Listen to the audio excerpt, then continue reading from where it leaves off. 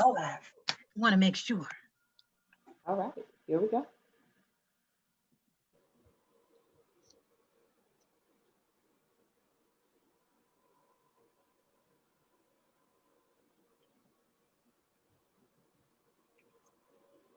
Okay, I think we're live. It always like the little like freeze frame. Everybody smile. let's just be ready, just in case.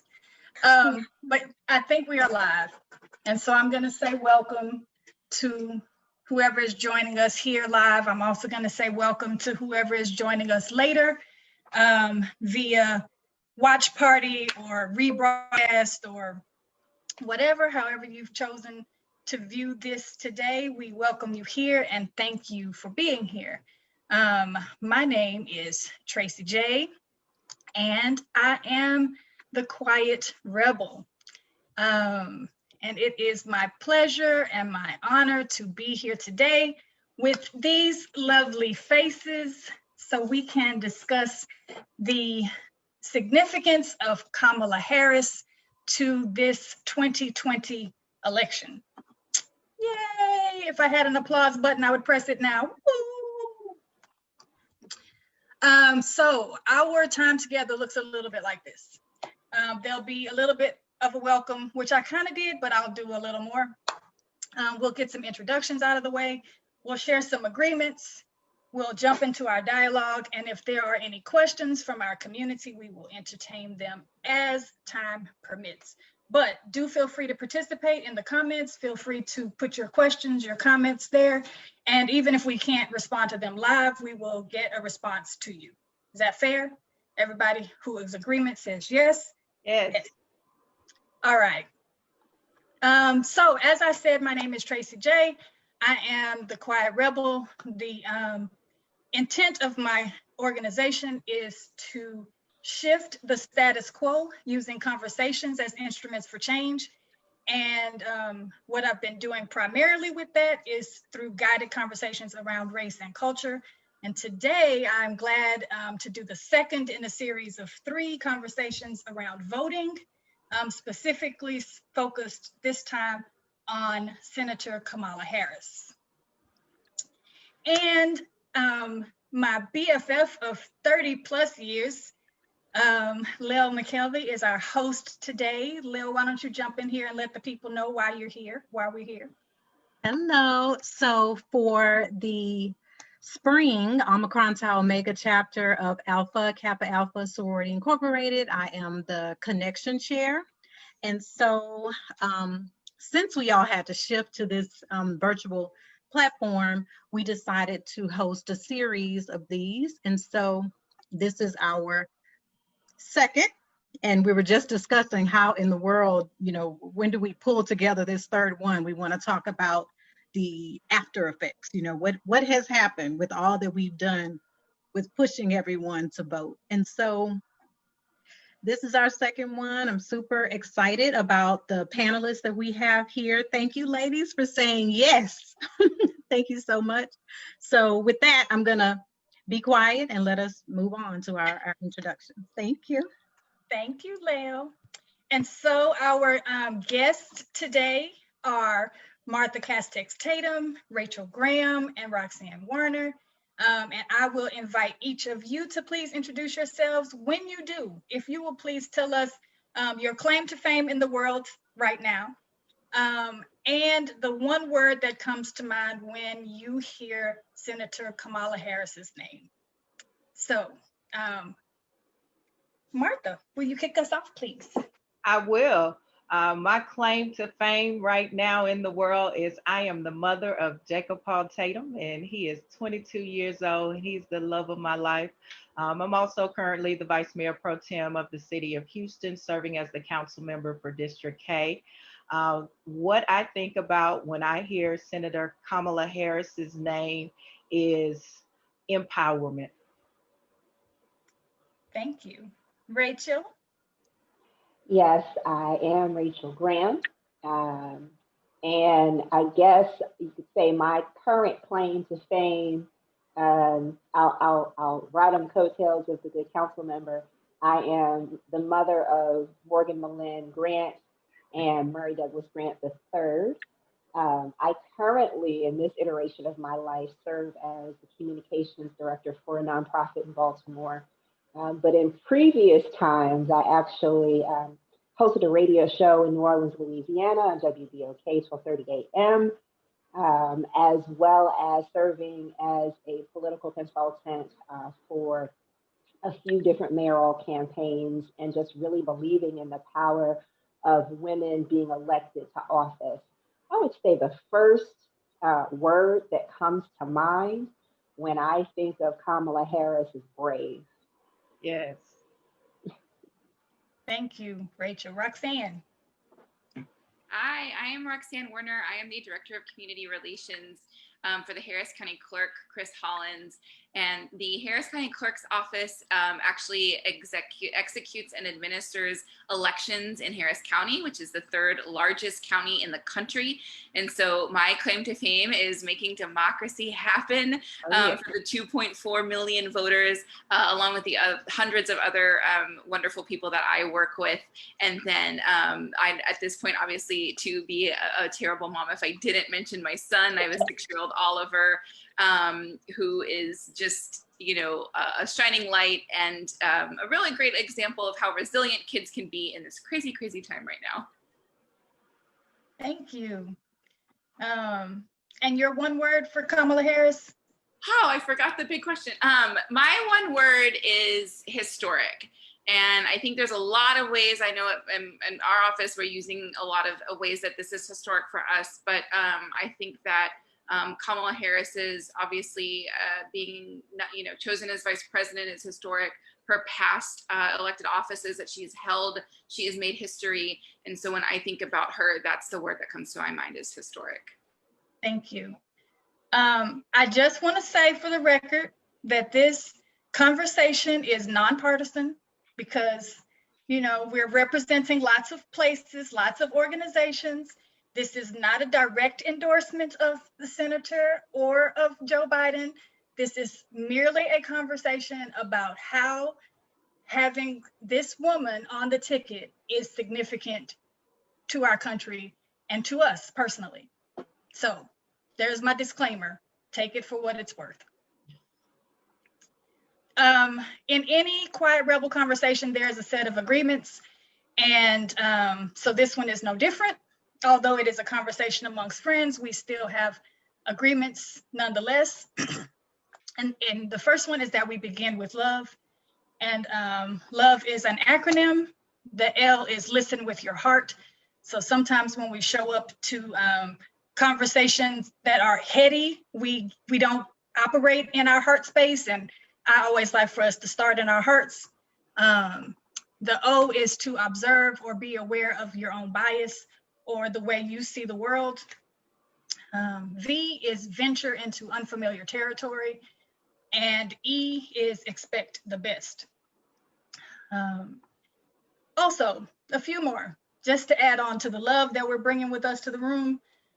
Speak in first person. So anything you hear from us today is our own personal opinion. It does not reflect any other group or organization or thought process, just us, right?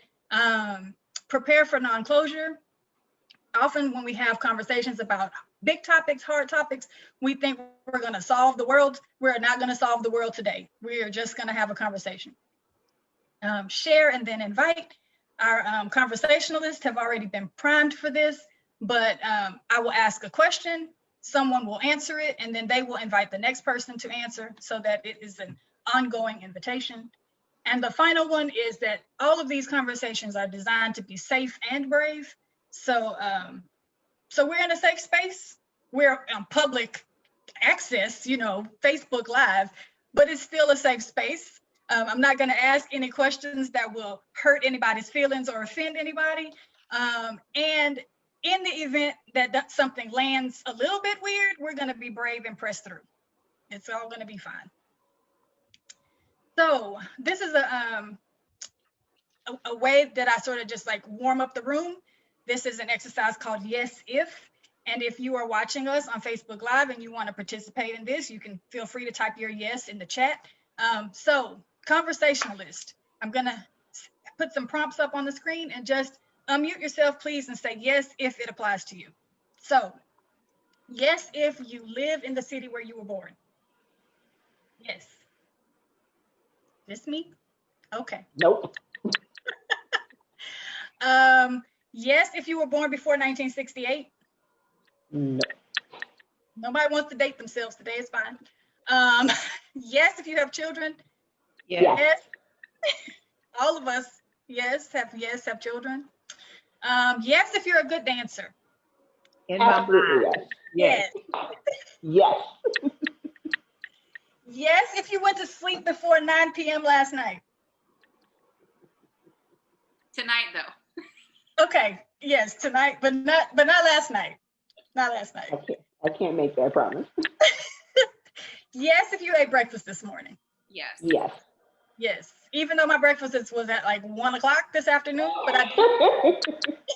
I did eat breakfast. All right, so I'm gonna stop sharing my screen now and hop into our first question.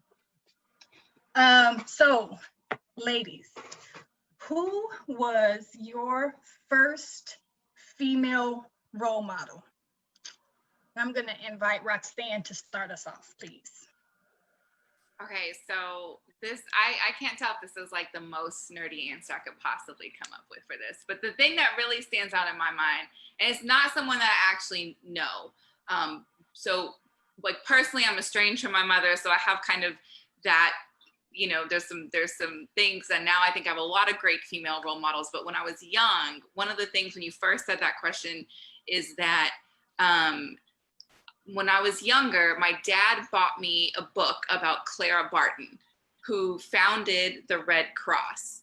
And I remember reading that book and thinking like this was this really amazing story about a woman who took a job that she had that was important, but on a small scale, and made this huge change in history, and was really this, you know, it changed everything. And she was able to help a lot of people, but make that legacy that lasted. And I mean, if I was guessing, I would probably say I must have been in like second or third grade. It was one of those like big print little like kid books about a really big figure. But I remembered that at the time, and that really stood out to me.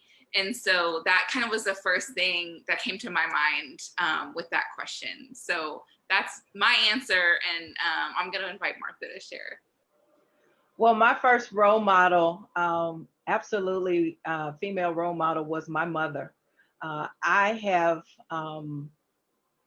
what, in my opinion, the best mother in the world. She was a wife, a sister, an aunt. She had 3 children. She worked a full-time job. She cooked us breakfast, lunch, and dinner. We had hot meals every day. She volunteered in the community. She helped to feed other children in the neighborhood. Our home was always the home where all of our friends would come and celebrate. She threw us wonderful birthday parties. And I think as I became a mother, I realized the true impact of the power that she instilled in each one of us. In me specifically, I'm amazed that she had 3 children. I had 1 child, and I felt like I had 5 children, and some days I just wanted to go to sleep. And I thought about, you know, my mother and how she went to a full-time job, and she did her stuff in the community, and she always embraced other people's children and helped other families. And I felt like she did it and made it look so effortless. But as an adult woman now, it wasn't effortless. And I know she probably was exhausted, but none of that, she never exuded any of that. It always looked effortless to me. And so she is definitely the role model. And one of the most important things we can do as mothers is raise strong, healthy children to be great citizens in our country. And so I pride myself in being raised by a great mother, and then also turning around and raising a strong young man. So I'm going to say my mother. I will invite Rachel if she would like to share who her female role model is. Absolutely. So I share a bit of Roxanne's experience where I lived with my mother until I was 10. And she made the courageous decision to let me go live with my father. And so as the two of you were answering that question, I struggled with, am I transparent? Do I share that? Because later on in life, my mother became my role model because she recognized that there were some limitations that she was facing and that she had to deal with. And later on, she became my. I tried to kind of mimic the relationship that I have that I had with my mother with my children. That doesn't always apply because I tell people all the time, my mother was probably the dopest chick on the planet and never really realized it. And so that was that one. But I will say the first role model that I can remember connecting with as a child, ironically, was Jackie Joyner Kersey. And the reason why was because I'd always wanted to run track when I was younger, but I had breathing issues. I had bronchitis. I had all types of things. I loved to run, but it was physically laboring and challenging for me to run. And so in 1988, the Seoul Olympics came around, and there was a commercial about Jackie Joyner Kersey being an asthmatic, and yet and still she was a heptathlete champion and just an all-star and a standout athlete. And I said to myself, if she can do that with asthma, then I can get my little self together and run. And so I ran for 2 years during high school, and that had such a profound impact on me and my maturation as a young woman and as a student athlete, and just kind of embodying those two things. So I would say the combination of a Jackie Joyner Kersey and my mother together served as amazing role models to help me persevere to be the woman I am today. Nice. And y'all can invite me too. Okay, you. So, so I asked to be invited, and then I don't have an answer. No, no. So I would love to say my mom, just like because that's what good daughters do, right? But I didn't recognize how wonderful my mother is until I got to be like 30, right? Like I know now that she's like the bee's knees. She's amazing. But growing up, I didn't really know that. I didn't experience it in that way. So early on, I would say both my grandmothers, particularly my dad's mom, Ruth, who, like Martha's mom, like she cooked 3 meals a day, or at least when I knew her, she cooked 3 meals a day. She volunteered in everything. She was, served on the church, everything. She served on the community, everything. Whenever we were together, she made sure that we were pulled together and presenting ourselves, and always invited us to speak publicly at whatever the thing was. And so she had like the most immediate early impact, I think, on my on my life. So I would say Grandma Ruth. And then somewhere later in my life, my mom showed up as like Superwoman, and she really is. So I want to make that very, very clear. Right. So I think Layla is going to hide from us for a little while. So we will go on to our next question, which is, if your grandmother, now that I've brought up grandmothers, if your grandmother could meet Senator Harris, what question do you think she would ask? And I will ask Rachel to start us off. Wow. So as I was preparing for this conversation, I struggled because depending upon which grandmother, the question would be a little different. And so my mother's mother was a very refined, on the surface person, and all about decency and order and challenging you to always be your absolute best. My father's mother was a woman of faith, and challenge you to be your absolute best, but more of a nurturer in that space. And so you were to ask Flossie May, my father's mother, what she would ask Senator Harris, how's your faith doing? Because this is not an easy task. I've seen a lot of folks posting about the mental gymnastics that Senator Harris had to put into play during the last debate. And this is not for the faint of heart or those who don't rely on some external source to help them get through. I would be remiss, however, and Laverne would jump up from the grave and snatch all my hair out if I did not give her equal time and say her question would be a little bit more direct. And I will ask for grace in asking this question. I was an early adopter of the concept of Kamala 2020. Let's be very clear before I say this.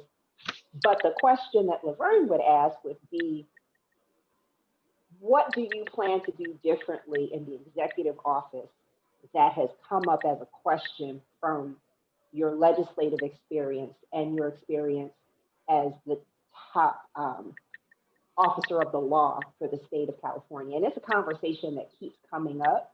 I don't feel that she's gotten fair play, if you will. There are some folks within our community, African American community, who are using it, in my personal opinion, as an excuse.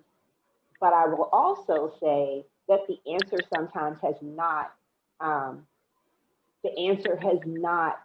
worked to sway folks, to get folks clear. One, she did her job as the DA and as the AG, but also her record is misrepresented oftentimes. Now, there were some things that were a bit questionable, but still. But that, to be very honest, that would be what Laverne would ask. What have you learned? What do you plan to do differently? Because she has, in fact, shown up in a different way as a legislator, and I don't think she gets credit for that. So those are the two things that the grandmothers would ask.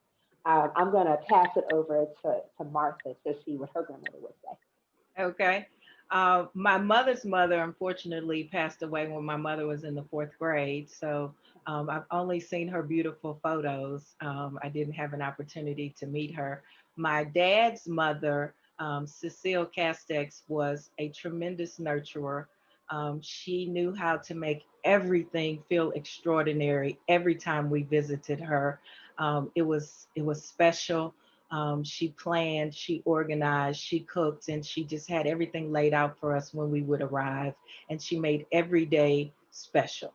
I think growing up in Parks, Louisiana, which is a small town in Louisiana that would be the size of maybe a neighborhood here in Houston, that she would want to know, how do you stay connected to the everyday people in a small town like Parks, Louisiana, from the White House? How will you impact the quality of life for people who may not ever travel to the White House? How will you make sure that the policies in place in Washington, D.C. will travel through all levels of government and impact my quality of life in Parks, Louisiana? Thank you. I'm going to turn it over to Roxanne. I want to know what your grandmother may ask Senator Kamala Harris. My grandmother, I think, would immediately ask about her family. I don't think she'd ask about any specific policy or anything like that. I think she would, I can almost hear her voice saying, so are both those girls your stepdaughters? When did y'all get married? She wouldn't say, oh, my grandma's from up north. That's a me thing. Or she might ask, I heard you lost your mother to cancer. How long ago was that? And I think it's a couple of things. It speaks, my Nana is just the sweetest, and that's kind of the things that she's always asking about your family and how everybody's doing. But I think for a lot of people too, that's how they connect to those things. That's how they connect to our elected officials and the work that they're doing is that personal aspect that they have, or those things that they can talk about that relates them as a person and not just some, figurehead that's over here in this glass box that we don't really relate to. And so I think that would kind of be, her questions about it would be more personal and trying to get to know, what she's like and what she's been through, and also offer some empathy and some sympathy. Mm. Nice. Thank you, Roxanne. And I'll invite you now, Tracy. Thank you.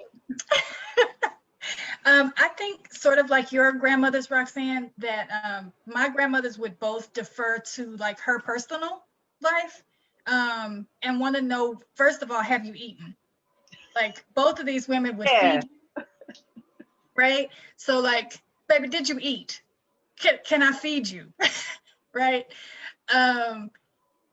And my like Grandma Ruth might have asked some more direct questions about her faith, and Grandma Daisy probably would ask more questions about her politics, but I don't know any specific questions that either of them would ask outside of, baby, did you eat?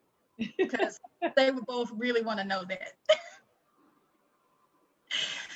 So Rachel mentioned the mental gymnastics of the presidential debate, and I was really I was struggling, right? I wanted to ask a question about these facial expressions, but I also didn't want it to be like a trite question, right? Because it's everywhere. You can't throw a rock without seeing some mention of these facial expressions.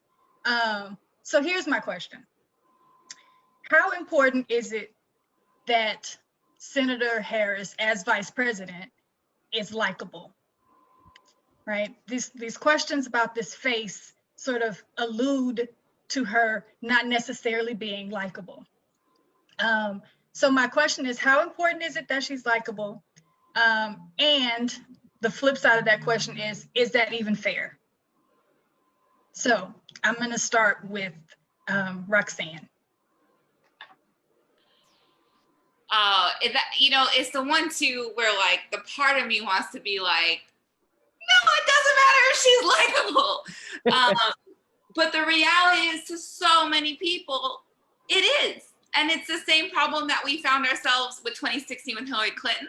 And it's the same problem that we find ourselves in with women in general, particularly with women of color. It is this idea that we have to be likable. And quite frankly, you just do not hear that about male politicians at all. I think the making a face thing is like wild, because if you watch the presidential debate, like the whole time, they're like, what? Like the whole time. And the other day I was on my way to work and I was listening to NPR, and they were kind of talking to, two sides of the spectrum after the debate. And they talked to someone about Kamala Harris, and this, I'm pretty sure it was a woman, and she said, she reminded me of Hillary Clinton, and she kept making those faces, and I don't know what that's about. And I was like, because people make faces when people talk. But that idea, like that right off the bat, she reminded me of, there is one thing that those two people have in common. I mean, just in general, like her demeanor is different.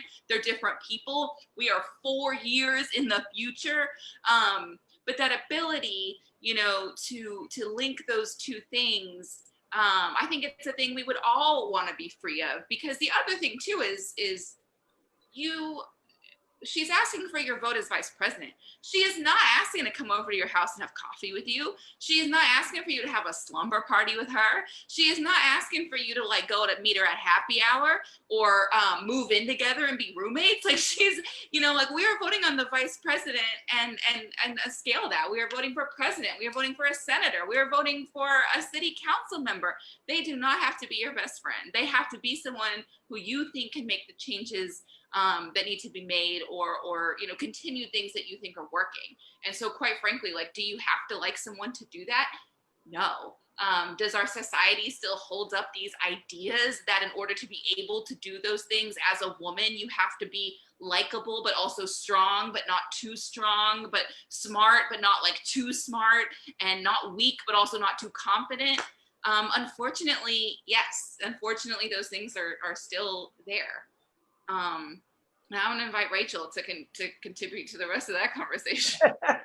Because I love the faces that Rachel made when you asked the question. So what my answer is gonna be. I will say, as a political strategist, I'll go ahead and wear that mantle. A political strategist and a realist, it depends on what constituency you're talking about.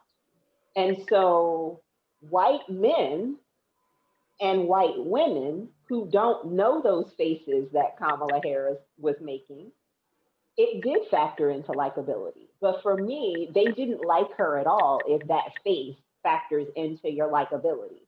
For the African American community, there is a meme that's going around that has the 9 faces of Senator Harris, and we in the community are taking turns putting a caption to each of those images. Because I'm going to tell you, I've given those faces, I've seen those faces, and for our community, we loved it. We loved it. Some of us may not have, but we loved it. And the reason why goes exactly to the point that Roxanne was making, putting back on my political strategist hat. Yes, she has to be likable. Yes, she has to be someone that in your mind's eye, you could potentially sit down and have brunch with, or someone that you can relate to. Because unfortunately, the electorate has devolved to the point where this is not about policy. This is not about issues. This is about who do I feel most comfortable with. And so that goes back to the mental gymnastics that she has to play, where it's, okay, like, how do I show up? She showed up as Kamala Harris, descendant of Jamaican ancestry. Because I will tell you, some of my Jamaican friends, one of my good friends in particular, who's an attorney here in Baltimore, was like, oh yeah, that had a Jamaican ancestry written all over it. And so I was glad that she showed up as herself. There is a difference between her and Secretary of State Clinton, because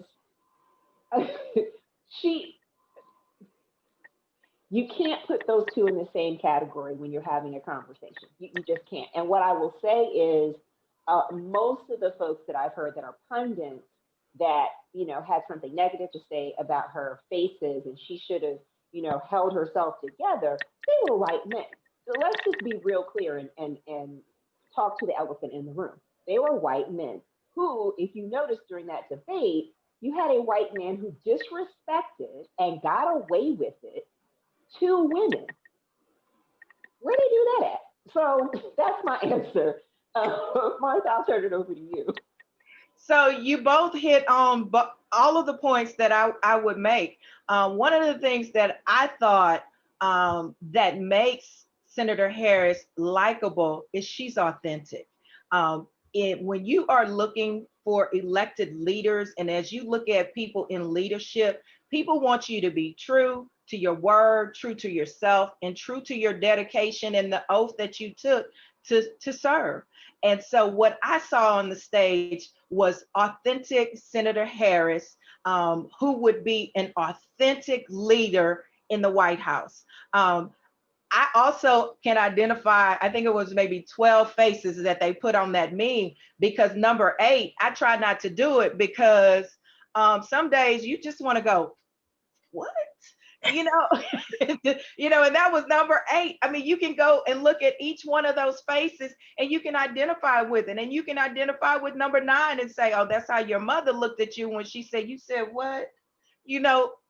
So culturally, I thought it was authentic. I thought she brought her whole self to the debate, and we saw genuine Kamala Harris talking to the American people. So they got to know her. They got to know her style, who she is, and she also exuded a confidence. And I love the fact that she advocated for herself. When she felt like she wasn't getting equal time, she said, I want equal time. And as women, sometimes we won't advocate for ourselves. And immediately when she said that, I was like, look at her up there advocating for herself. That's what women have to do. I mean, every time she did something that I could recognize, I was like, see, that's what women have to do. We have to do that all the time. She knows he's lying.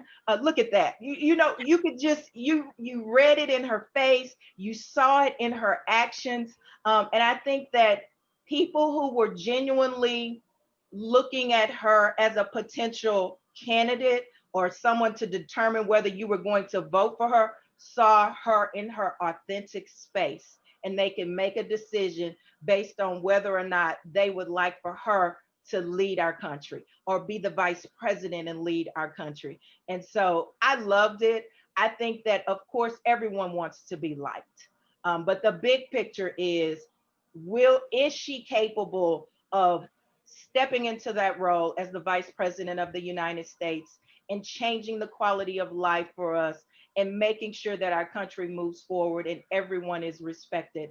And what I saw on the stage was an authentic African American woman who could represent every single person in these United States of America and definitely lead our country in a great way. Tracy, can I jump in real quick? Yes. Okay. Because the challenge I had was that, as unfortunately always ends up being the case with women that run for office, and council member, you can speak to this, we aren't talking about the fact that, I just found this out, she double majored in economics and political science. We aren't talking about the fact that she was brave enough to co-sponsor legislation with Cory Booker to decriminalize and legalize marijuana consumption, which leads to hyper-incarceration.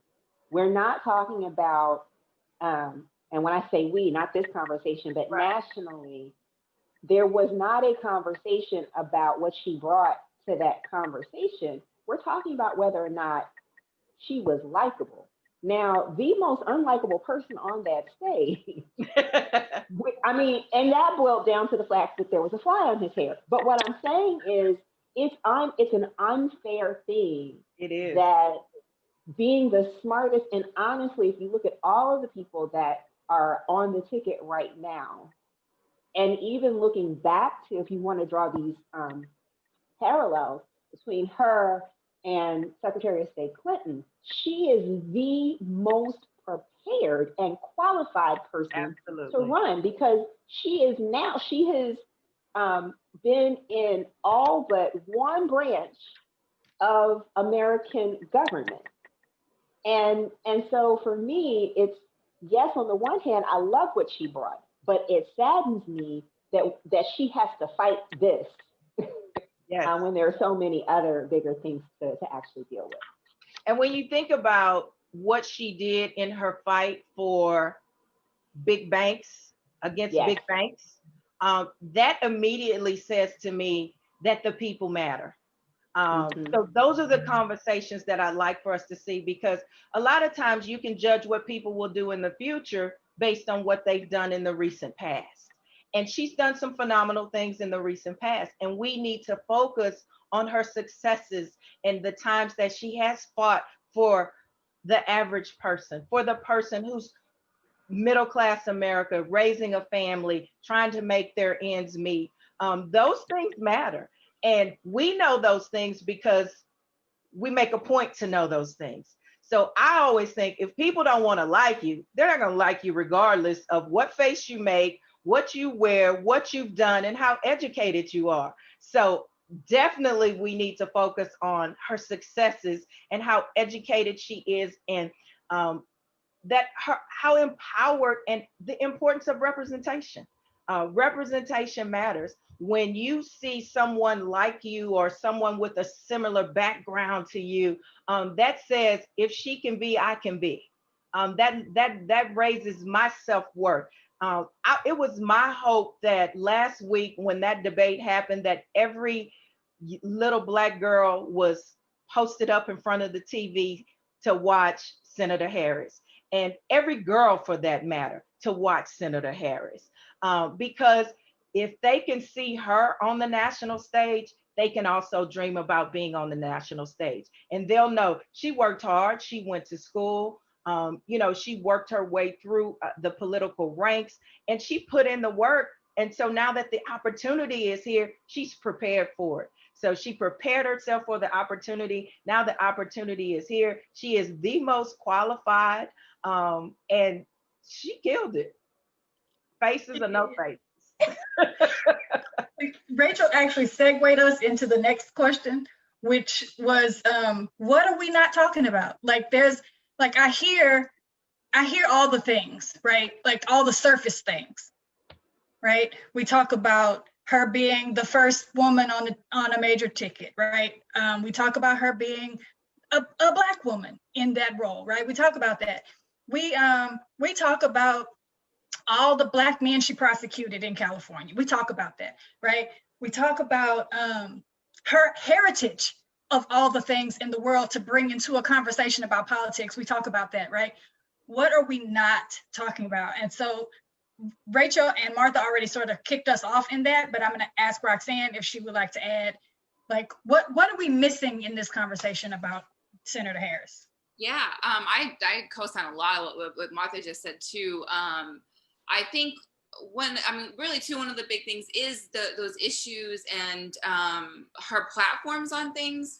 It is a little bit different with a vice presidential candidate, but you know, when we were in the primaries, one of the things I would tell my friends and I'd advise people to do is like, go to those candidates' web pages and look at their policies. You don't have to decide, again, whether or not you like somebody or whether you think Cory Booker tells too many dad jokes or whether you think Elizabeth Warren seems too smart. Like, you can go to their web pages and you can look at these issues that matter to you and you can read about what they want to do about it. And it's the same for a presidential candidate, right? So she signed on to Joe Biden's campaign platform, and you can go through there and read those things. But she is a lot more progressive in a space, and a lot of things that I believe one of the really important pieces of having people who are typically marginalized in these spaces is that, you know, she's bringing these other conversations and other communities that are overlooked with her and standing up for things. Reproductive rights, she's got really strong progressive views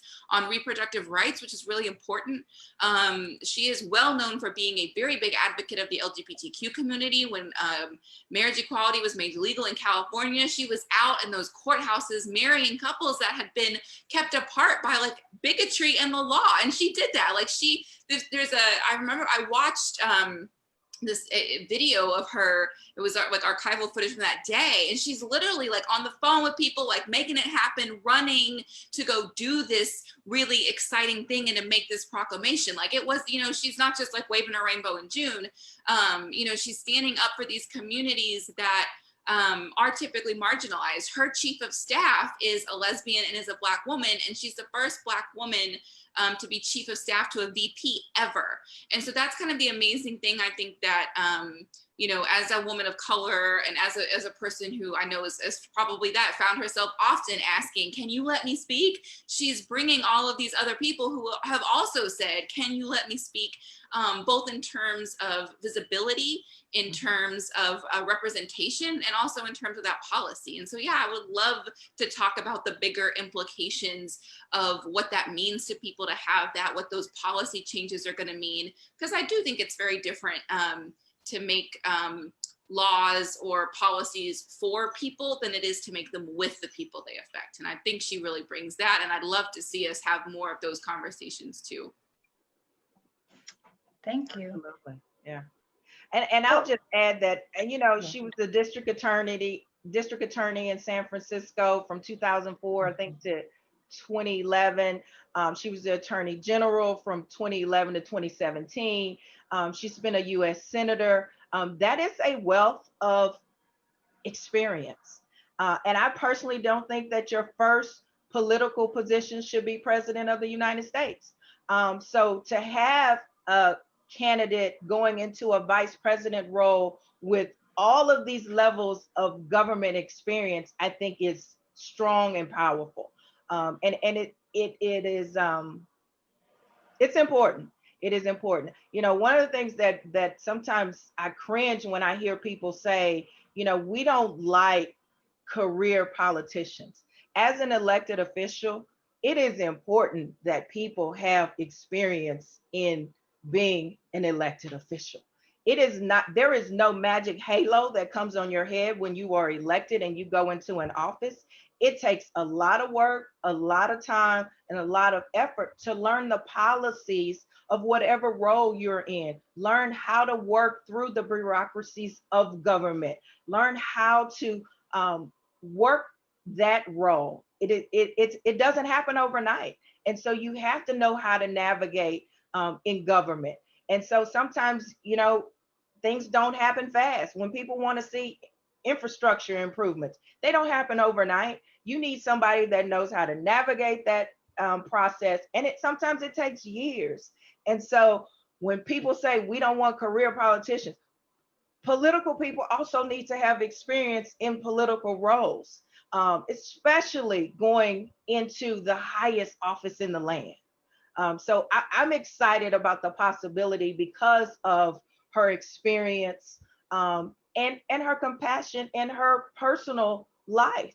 All of the things that you said, Roxanne, she's bringing so many diverse perspectives into the decision making that will be made on behalf of the American people. Woo! So I want to offer, Yes. I think one of the things that that I'm rather surprised, it's been hinted at a little bit during the campaign, is her legacy and background based in the civil rights movement, and understanding that, as I shared, there are folks that are casting aspersions at her because they're just looking for an excuse. Mm-hmm. But her background, her mother and her father marched in the Oakland area, for civil rights. It was not an accident that she ended up going to Howard University and not just, kind of hanging in there, but people, you have to be in the life to understand. You don't just pledge a Black Greek letter organization and not be about that life. Let's just put it fully that way. Immersed. You fully immersed. Fully immersed. I did not pledge. I was an auxiliary sweetheart person, but I really followed Black Greek letter organizations for a very long time, and so folks really need to understand what her background is and what legacy she brings with her, and I think it's a little, it does her a disservice when people question, is she Black enough? Is she really Black? And that bothers me. But the other thing I want to throw out there that we're not hearing a lot of, honestly, is the platform of Biden and Harris. I'm putting it on the table. Mm-hmm. It is not being discussed. Yes, you can go to the website and see it, but it's just not being talked about. And it's a strong platform. I gave about 15 minutes of my time, I think it was yesterday or today, one of the two, to someone who wanted to battle about the fact that Biden and Harris had not responded to the Platinum Plan. And I'm like, well, that's because the Platinum Plan was a response. And it was like, no, they need to answer. And there's a part of me that agrees. Rowan Martin just kind of went on a tangent today and said they need to put money behind talking about the benefits of their campaign, specifically to African-American voters. Right now, it feels like there's a little bit of a, we're going to go with the center, we're going to go with the middle. You need to shore up the Black vote and say, look, this is what you're not hearing about what we are offering to you, because it's actually pretty dope. So there's that. There was mention of the Green Jobs Plan during the debate. We're not hearing about that. And so we've got 24 days. And I'm like, we need to hear more policy, and not me, because I'm already, I'm down. But there are people, there's a margin, folks that are still kind of straddling the fence. And all of this stuff about whether she's likable, whether her faces work, what she wore, is Joe too old? They don't want to hear that. They want to hear policy. And I'm hoping that in these last 24 days that we hear more of that. Right. And I think a lot of it is, people want to know, why should I vote for you and how is that going to impact my life?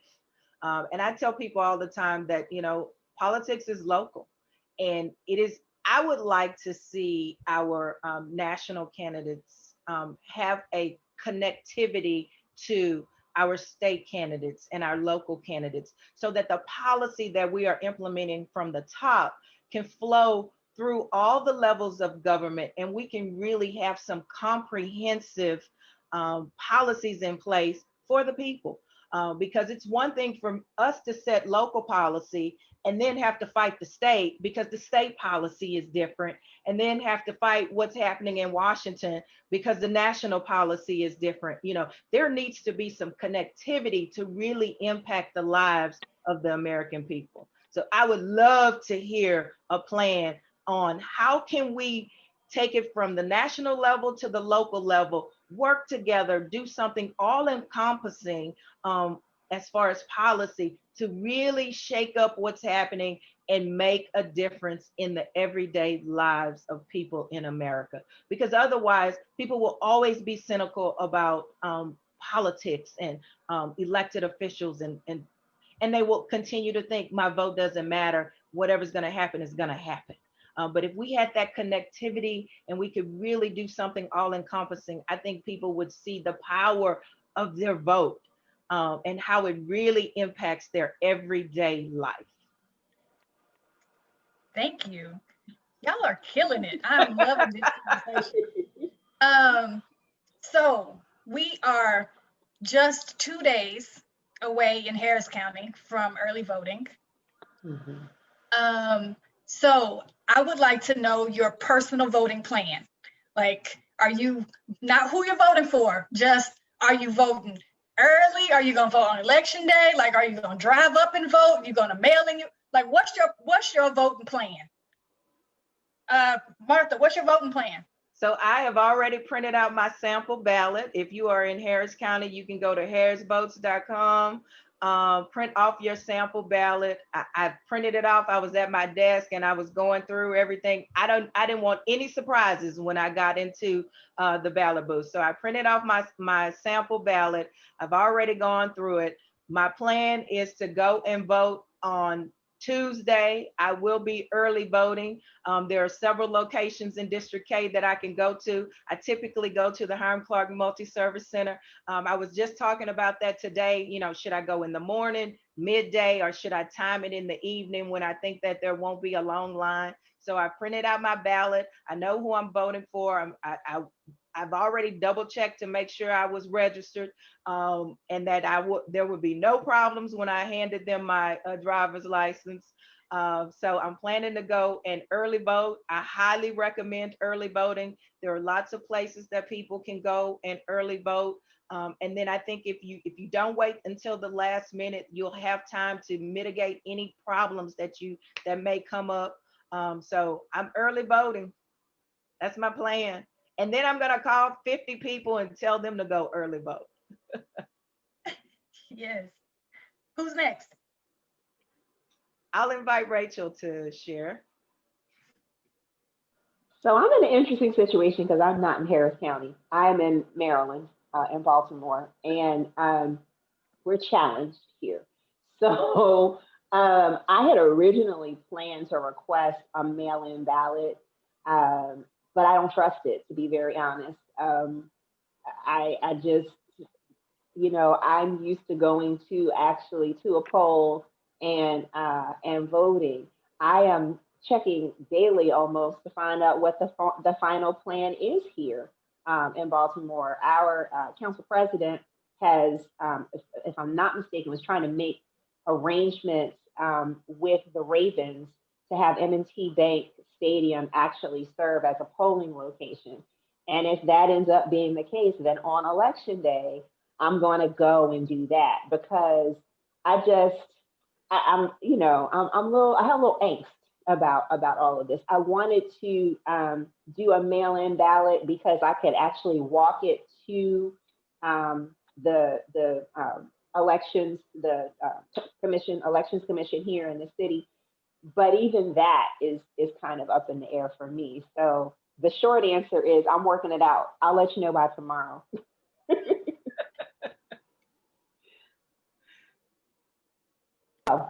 I'll kick it over to Roxanne. Okay, so you know I have to do a full plug too, though. Yes. The full list of locations for Harris County is at harrisvotes.com/locations. We have 120 early voting locations, which is triple the amount that we had in 2016.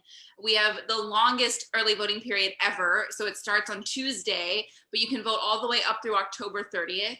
We have 10 drive-through locations where you can vote without ever getting out of your car, which is also a first for Texas. The last week, we have 3 days where we're open until 10 p.m. And then we have a 24-hour voting period on October 29th. We have 8 polling locations that will open at 7 a.m. and they will stay open for a full 24 hours. So those folks who are doctors, nurses, just night owls, you have that option too. There's a lot of craziness happening this election, but you know, Texas isn't always known for its beacon of voting rights, but right now Harris County is. We have more access than we've ever had before. We have all kinds of, locations on campus at the University of Houston, at Texas Southern, at HCC.